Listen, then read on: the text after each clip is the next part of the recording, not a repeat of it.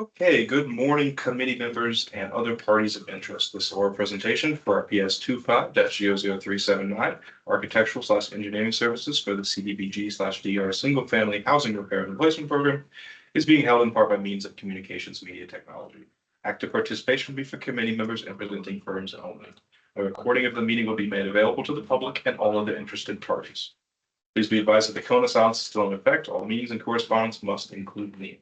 My name is Ethan Kersey, and I'm the buyer for this project. Again, for the record, this meeting is being recorded and will be posted online at a future date.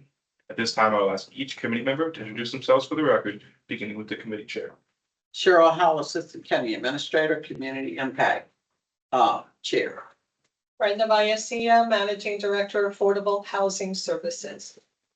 Rob Parkinson, Management Budget Department. John Miller, Director of Facilities and Real Estate, County. Kim Rogers, Engineer with Water Resources Department. Sarah Williams, Manager of Architectural Services with Capital Programs. Nicole Gelber, Compliance and Monitoring Manager at Affordable Housing. Thank you. Presenters, if you would, please reintroduce yourself for the record the first time you speak today as well. Our presenters will have a total of 30 minutes, 15 minutes for presentation and 15 minutes for Q&A. The committee is advised they may ask clarifying questions regarding any information provided in the firm's written proposal or that the firm brings up during today's oral presentation and interview. I will be timing your presentation and will signal to you when there are 2 minutes remaining. Immediately following the presentation, we will move on to the Q&A portion where I will also track your time and provide a 2-minute warning. I will start your time once you begin speaking, and with that, Innovation Design, I will turn it over to you. All right, well, good morning. And first of all, thank you so much for giving us the opportunity to present our qualifications for this very important Hillsborough County project. With that, I would like to introduce our team. Next slide, Anna, please. We kind of introduced informally, but this is the formal introduction. Like I said, my name is Gerardo Jerry Traverso. I'm a principal and project manager for this contract.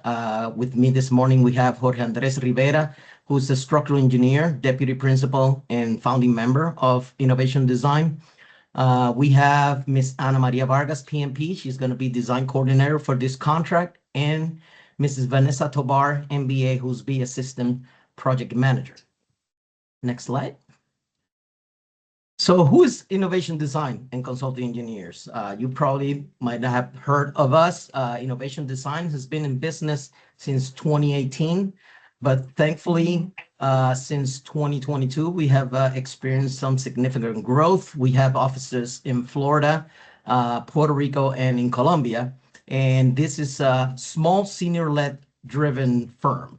As Andres mentioned, Andres and I, we are the principal owners of the firm. So when you're dealing with us, you're dealing directly with the owners. It's not some person here in Florida that has to go above the chain and ask for permission or approvals for different aspects of a project into higher management. You're dealing directly with the decision makers on a day-to-day basis.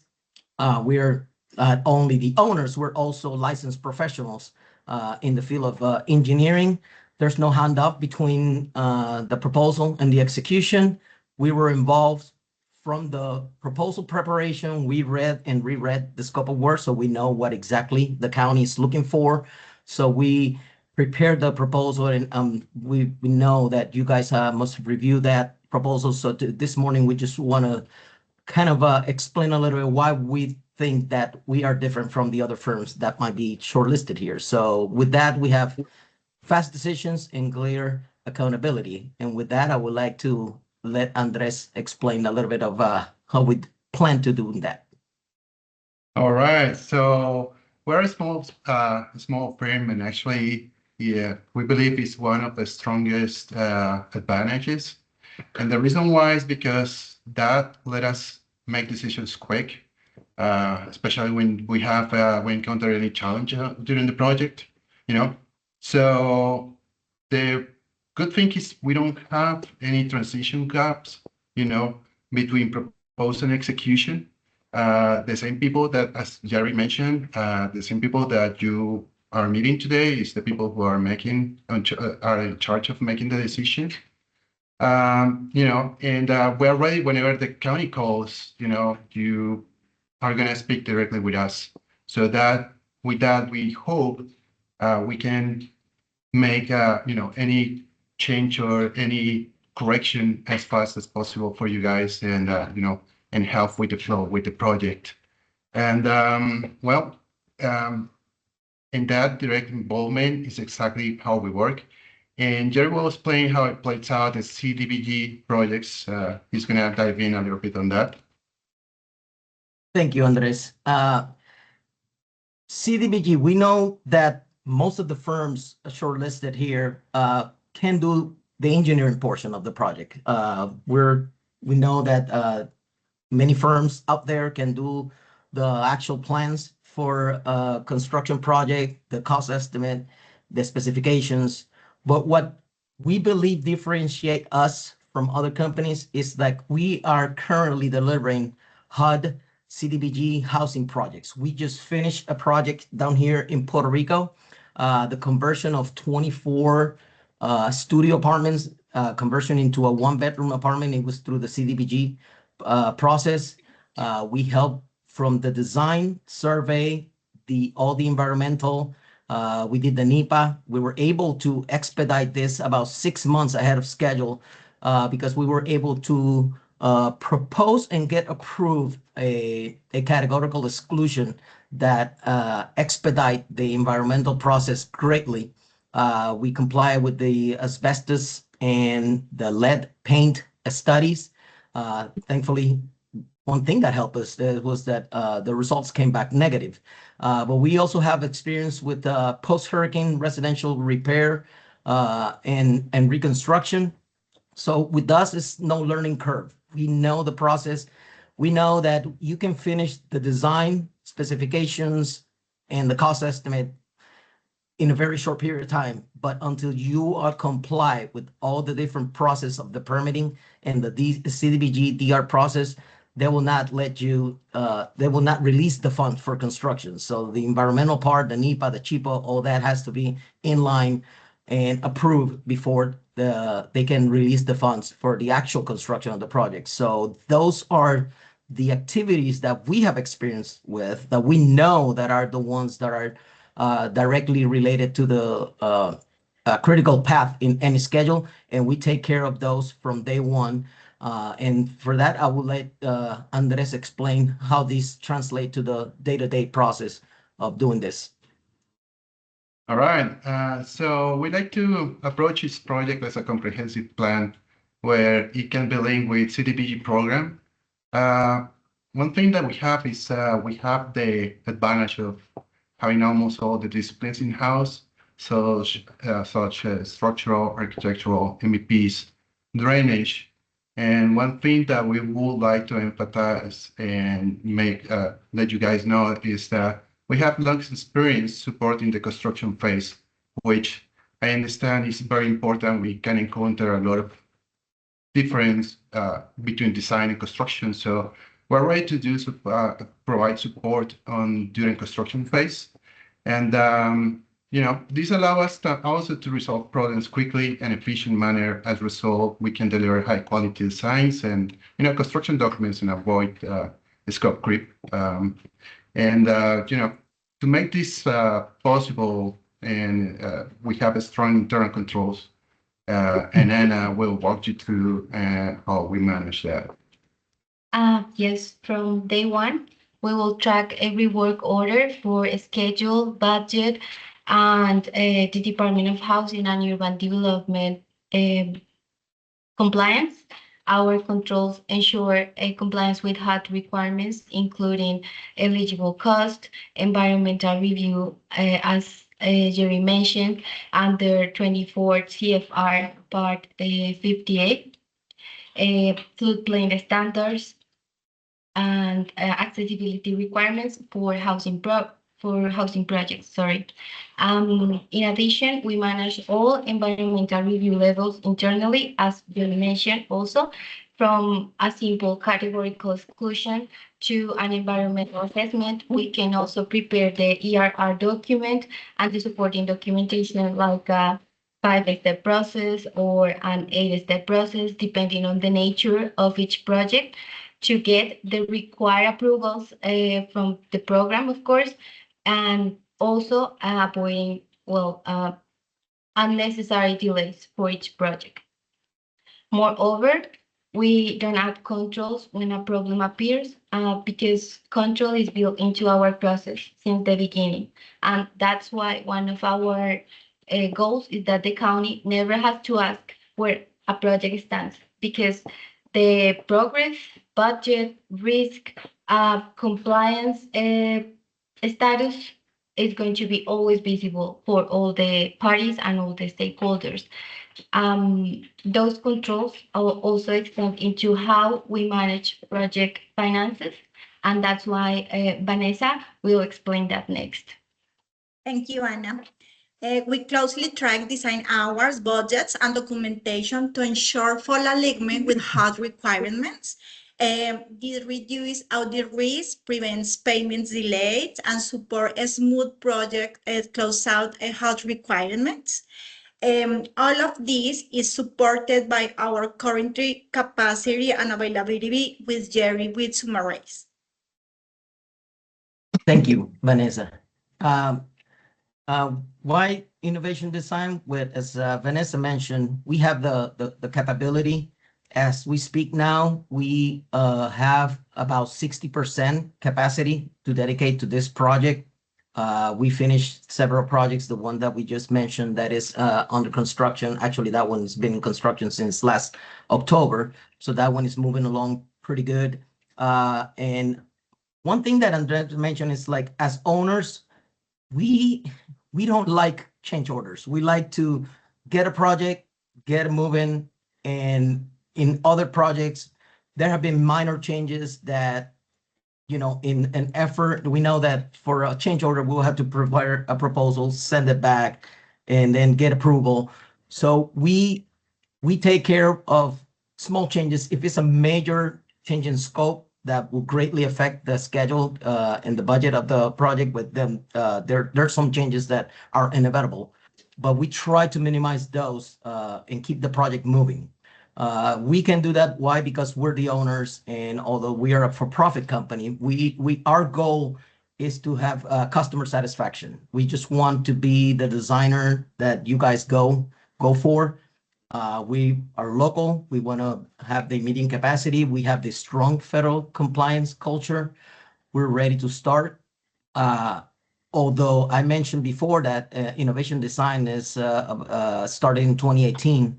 I have over 30 years of experience working in engineering, and in Florida, I have worked with Hillsborough County when I was employed at different companies. I know the county. I used to live there for many years before I moved to Manatee. But I know I have friends that still work there, and we believe that not only we can provide the services that county seeking under this contract in terms of design, schedule, specifications, and cost estimate, but the most important part is the actual process and permitting that and through the CDBG-DR, that it can be very complex, and it can get a project that is on schedule and make it fall behind very easy. We have the experience. We have finished projects similar to that. We're ready to work. And again, we just want to thank you one more time for giving us the opportunity for us to present. And with that, I think we have a couple minutes to spare, but if you guys have any questions, we'd be more than happy to take them now. Great, we'll move straight into the Q&A. We'll have about 15 minutes and start the time when the committee asks their first question. One quick question. I noticed you have 6 FTEs and 3 backup. What are those 3 backups' expertise? So can you repeat the question one more time? You have 6 current staff members, and in your proposal, you indicate you have capacity for 3 additional backup staff members.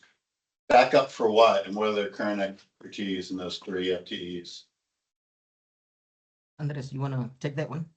Yes. So we actually, on the backup, we're talking about the backup team that presented in the proposal. Is that correct? Is the clarification that you're asking for? Correct. So right now, as today, we didn't want to overwhelm the presentation with the rest of the staff because, you know, we are the people who are stationed in Bradenton. Tatiana White and Juliana Aguilar, they are stationed in Bradenton as well. So, but as I said, we didn't want to overwhelm the presentation, you know, having too many people as they are more involved in the technical aspect.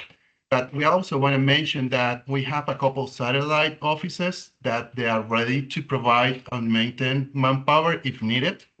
So like right now in Puerto Rico, we have an office in Mayagüez, and we count with some designers there, and as well, we have another office in Georgia.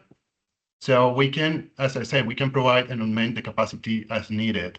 That's one of the things that we Technicians, exactly. drafters, junior engineers. So that's how we wanted to approach that question. Thank you. What work did you do for the sheriff's office? Oh, that's the continuing services contract. We just got awarded that one. It's the continuing services task work order issues. So, Andres, did we already sign the contract for that one? Or Yes, it we was- did sign the Okay. contract with them already. We haven't received any task work order yet, but Thank you. they're under library. Yeah. Just one question for clarification. The project that you referenced, was it a 24-unit apartment complex? Correct. It was a 24 tiny studio apartments. I mean, literally Okay. they were 10 Like by micro 10. apartments? Micro, that's the correct word. They were micro with a little kitchenette and a really small bathroom. They did not comply with any ADA. So with the new funds, what we did is like they were back to back. There was one studio and another. So we just turned down a wall and we took one of the units and converted into the master bedroom and a bigger bathroom that complies with all the circulation for ADA, for wheels, and the doors were made the 36 inches required. We did the ramps, everything. And then on the other unit, we did a small kitchenette and a very small living room. It was for people over 60 years old, low income, for the retired people that had Okay. no income. And where was that again? I'm sorry, what? Where was that located? Was it in Oh, it's Bradenton? in Puerto Rico. It's in a municipality Puerto called Rico. Quebradillas. It's on the Okay. northwest. Okay. Yeah. Okay, thank you. Just to follow up to that, you noted in your proposal that the design cost was 70,000 for that project. What was the total project cost, the construction cost and everything? The total construction cost was 689, more or less. It Yeah, was rough a estimate. hair. It was a hair under 700. It actually came below, which we were gladly surprised. It came below our cost estimate because we know that costs have been going crazy. But it was glad to see that it came down and we put like a 12 to 15% overhead, just contingency, sorry, not overhead, contingency for that project because other projects that we were finishing, they were coming way over. So that one came as exactly the cost estimate. And it's been going pretty good. It's been advanced through the construction process. And the lead, because it says you're a sub-consultant, the lead on that is a contractor? Let me explain about the lead and the subcontractor. It's like innovation design. When we went to Puerto Rico, it started in 2018. We started what is called GEMS Puerto Rico in 2022, because when we came down to Puerto Rico, the laws in Puerto Rico are very different than the United States. To have a company in Puerto Rico, you got to register one in Puerto Rico, and all principals got to be registered professional licensed engineers in Puerto Rico. If you're not a professional licensed engineer in Puerto Rico, you cannot be a principal of any engineering firm. So before changing the whole thing, we talked to an accountant and an attorney. It was easier to just start a brand new company, which is a sister company of Innovation Design. So in Puerto Rico, we're called GEMS Puerto Rico. In Florida, we're called Innovation Design, but we're sister companies. Actually, to complement that, is engineering innovation design is it works in the continental U.S. Because we have the availability on working on different states. As GEMS is just the unique for Puerto Rico, Okay. But that's a component. Works. Yeah. Nope, that helps clarify. Thank you. You So- mentioned, oh, go ahead. So at full capacity, you mobilize all your resources. How many designers can you have working on plans? And how many inspectors do you have that can actually go out and look at homes? So right now, as inspectors, we have about 4 inspectors that works in different counties: Sarasota County, Manatee County, Clearwater. We have 2 more inspectors aligned to get hired. And also we have an extra professional engineer. He's specialized in construction engineering inspections. He's been working with the city of Punta Gorda for a few years, and Arcadia, doing CEI as well. And as a designers, right now we count with about 3 Ps, for the structural part. We have 1 architect that can support the operation. We have the drainage engineer as well. And we have about 6 to 5 CAD technicians. Those CAD technicians are, some of them, they are EITs, that, or on the track, let me correct that, on the track to get the EIT. So We're it's talking about 14 people. about, yeah. Can you just expand a little bit on your knowledge of HUD's cost reasonableness and how you help local governments meet that? Hey, can you repeat the question a little bit? I'm sorry. Yeah, they had requirements. Yeah, you mentioned in your slide HUD's cost reasonableness and how you help local governments meet that through your work. Okay. Anna, you want to take that one? If you want, you can take it and I can Okay. compliment Yeah, you. well, Okay. we know that, with CDBG, you guys get a grant and, you can move that money around, but it's a specific amount in the pot. So what we do, we use RS Means, which is usually the cost estimating software that they use. And we keep track of those costs. And actually, as we mentioned, every time we see that, because that cost is quarterly, it's being the historical cost used in RS Means is quarterly being updated. And sometimes you start a project and it lasts 6, 8, 9 months or a year. And we keep track of that. When we see a jump in the unit prices of more than 10%, that is a red flag for us. What we do is like we call meeting, we just bring you exactly what items are out of whack. Like say concrete, for recently concrete and steel was one that it went a little bit crazy. So we keep monitoring that. And if the costs keep rising or if it stays the same, we try to look for value engineering of how we can do some other minor changes to the design so we can bring that total cost down and still meet the budget that you guys have under the grant through the CDBG. In addition, we have this cover with our projects with the HUD and the CDBG program is that we have different design milestones. So we have 30%, 60%, 90%, and 100%. And in each milestone, we present the estimates cost for construction. And in every stage, it's going to be more accurate and aligned with the HUD requirements. So, and also I want to conclude something that Jerry and Anna said as, when we present the conceptual plans, we like to present alternatives with different costs. So, you guys can decide, hey, let's go with this alternative or this alternative A, B.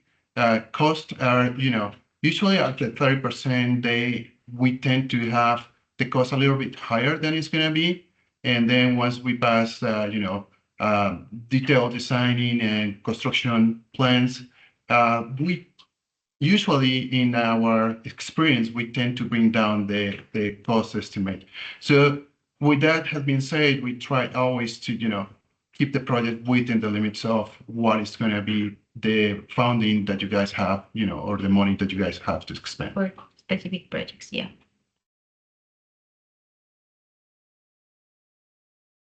Any other questions? We good, guys? Yeah. Thank you. Okay. Thank you guys so much for hopping on with us this morning. Please continue to monitor UNA for more updates related to the solicitation. And then we are meeting again at 3:15 as well today to discuss. You can watch that live if you would like. So appreciate you all hopping on.